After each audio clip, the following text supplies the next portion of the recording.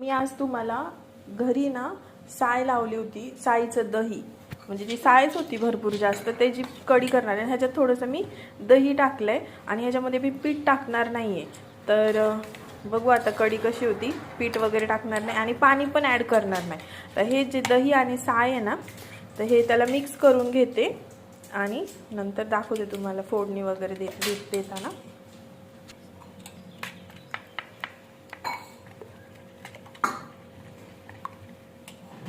असं मिक्स करून घेते व्यवस्थित आणि याला लसूण, हिरवी मिरची, कढीपत्ता, कोथिंबीर आणि जिरे.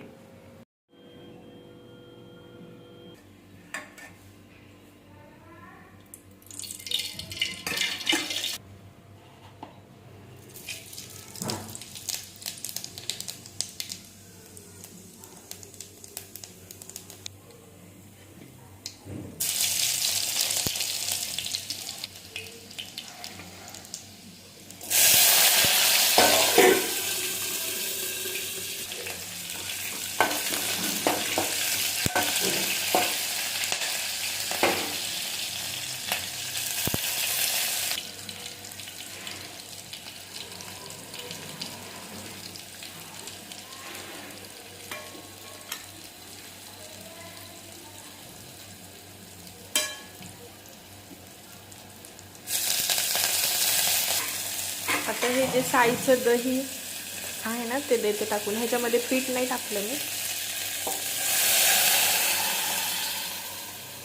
हे थोडंसं किंचित पाणी टाकते आणि विसळून घेते. त्याला लगेच हलवायचं.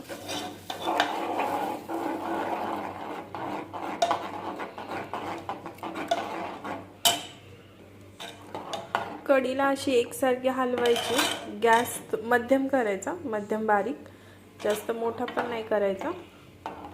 तर कढी झाल्यावर दाखवते मी.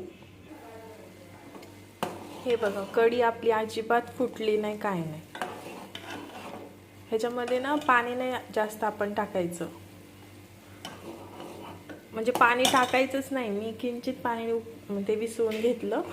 हे असंच. आता गॅस बंद करते. झाली कढी.